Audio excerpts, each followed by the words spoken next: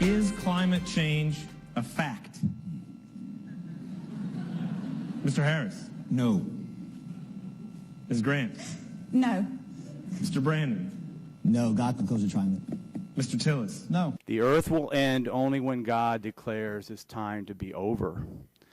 Man will not destroy this earth. This earth will not be destroyed by a flood. The president's case may seem a bit hard to make when the eastern half of the country is in the grips of a brutal winter, but as you heard the president say, climate change accounts for everything from drought to floods.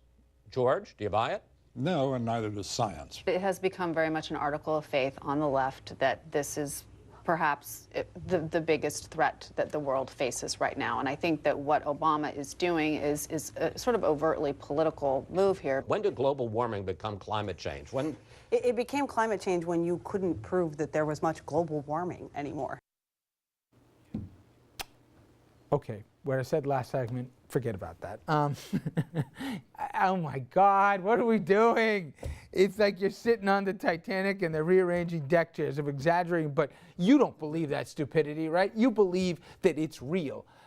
No, absolutely. Well, don't say believe. absolutely. I just saw 10 of your guys telling me that God's going to decide when. And I disagree. The I think it's over. more for the political in-depthness of what the climate change stands for, more so than the scientific facts that climate has increased over the years. I mean, it's a fact. Every scientist you talk to will pretty much say that it has improved. So we're not going to ignore it. Now, is it going to be the end of the world? Are we the ones primarily causing it? Is the Obama administration overly political about this? A party Certainly that believes in death panels and a conspiracy in Benghazi and no global warming is taking this country down a place where rational discourse is impossible. Everything becomes highly politicized. One more soundbite, to be fair to you. Be fair to me? Well, not to be fair to you. Don't change your policy. Senator now. McConnell, who's the minority leader in the U.S. Senate, okay, and obviously the more prominent voice here in the U.S. Senate when it comes to Republicans. This is what he had to say earlier today after the president gave his address that you just saw early in the program. We expect the president to talk about the weather at the White House. Presumably, he'll use the platform to renew his call for a national energy tax.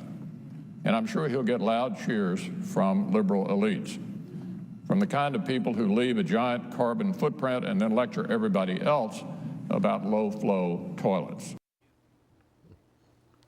Come on. Listen, there's no doubt about the president has politicized this issue. The president's politicized. Yes, on two factors. The first factor is that he will not pass or move forward the Keystone Pipeline that sends oil from Canada to Texas. Rather, he would rather do business with people that do not like us, and other countries that don't like us. But just one thing, Richard. The one thing is, secondly, you're taking the tar pits. You're taking oil from the tar pits. And again, I'm not, nor do I pretend to be an environmentalist. Nobody says that the Keystone Pipeline is good for the environment. Everybody agrees that you're talking about dirtier oil that's going to create more emissions. So if we're talking about global warming, not economy, we can have a debate about whether it's good or not, and we're not going to do it tonight. But if you're saying whether it's good or bad for the environment, nobody says that the pipeline is going to actually be good for what we're talking about this hour. It's a good start in making. Yes, it is a good start because it will make, if we're getting oil from our friends in Canada, it makes things cheaper, which means that companies can now reinvest in cleaner technology. The second thing that the president has done. No, but it's the opposite, Richard. I'm sorry. If we said to ourselves, okay, forget about the bottom line for a minute. All we want to do is have a cleaner environment. We'd use stuff like wind, solar, electric. We have to transition to that point. We cannot using transition. the dirtiest oil we cannot transition over there overnight, and that's part of the problem. If we transition to wind and solar power all overnight, the amount of jobs that will be lost will be incredible. We cannot get there. We have to transition. And one of the second thing that the president is doing is politicizing this is that he won't release the standards for power plants.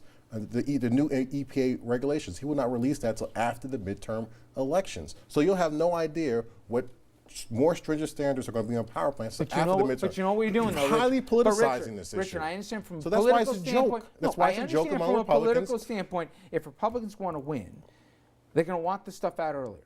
But if you step back agnostically and say, I'm not Republican, Democrat, anytime a politician is going to take a position here that's going to cause some more hardship for the American public, but not think short-term but long-term. For example, make gas more expensive, so less people are driving longer distances with this stuff, make there more incentives that you're going to have more electric or whatever, you're going to lose in the ballot box. Because the short term is a harder pill for the American public to swallow than the long-term vision. We never reward long-term political thinking in this country. And again, I don't give it a you-know-what about this, except we're going to have to live here. I want to live in this country. There's no safe place otherwise. And I'm thinking not about me, but I'm thinking about my kids and what happens after them. This stuff can't wait. No, it has to be a gradual process because the economy is so tied in to our energy. And listen, yes, at some point in time, we are moving forward. All right, we have better technology. We have people are driving more cars that are hybrids or energy efficient, so, and that's our personal responsibility. What are the objections of the Republican Party? Oh, stop it! Not at all. Not Two at all. quick points. One, you said earlier, well, Obama's making a whole big thing out of this, but it's not the end of the world. Actually, it could be if the worst case scenario comes true. Second of all, you remember maybe about 20, 25 years ago, everybody was concerned about acid rain. We had an acid. You don't hear much about acid rain these days. You know why? We put a cap and trade system on acid rain that basically said if you put sulfur dioxide into the atmosphere, if you reduce it, you can sell those as credits, and the free market, and I know you like the free market, you can buy and trade those credits, so you have the right to pollute.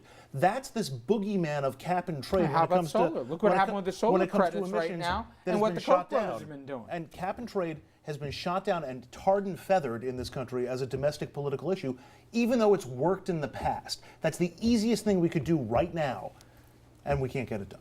You know, I want to show you a poll, Dominic, and to me, this is probably the most scariest number. Take a look at this. Less than 30% of Americans worry about climate change a great deal. This was from last couple of months ago, I'm sorry.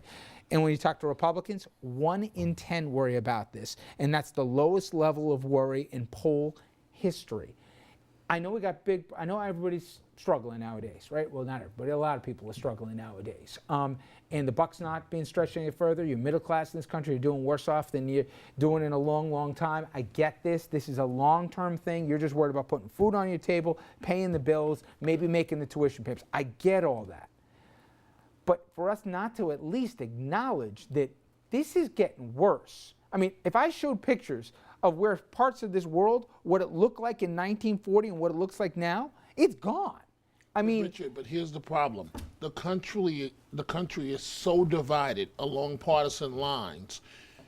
If President Obama points out the problems with the environment, Republican leadership is going to say just the opposite. He says it's a problem, it's not a problem.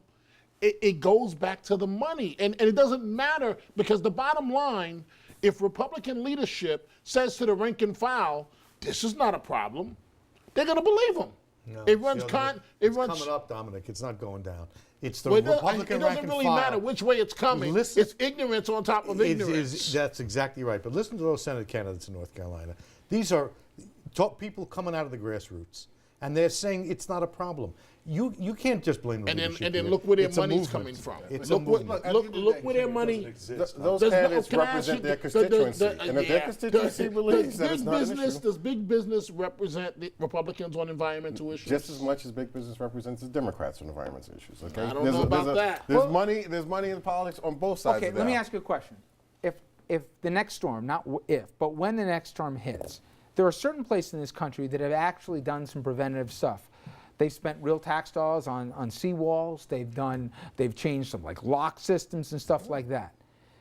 The logic is you spend $1 now on it, you'll save $5 in the long run in terms of the cleanup.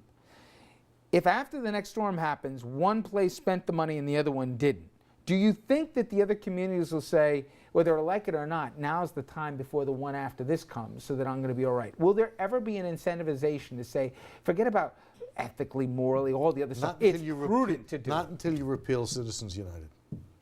Yeah.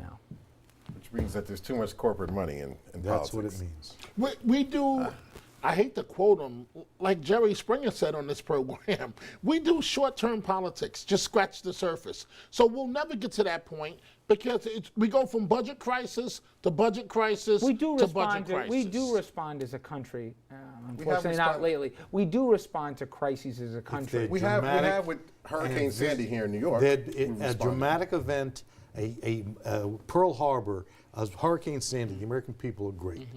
A long-term trend that doesn't necessarily connect to tomorrow's headlines, given what's going on with the dominance of corporate interests, has made that impossible. Look at our At the end of the day, bridges. we have to blame ourselves for not taking this as seriously. Maybe we can agree on this next topic when we come back. We'll move away from environmental questions and instead head overseas to Nigeria, where a group linked to Al-Qaeda is said to have kidnapped more schoolgirls on top of the 300 that they took earlier.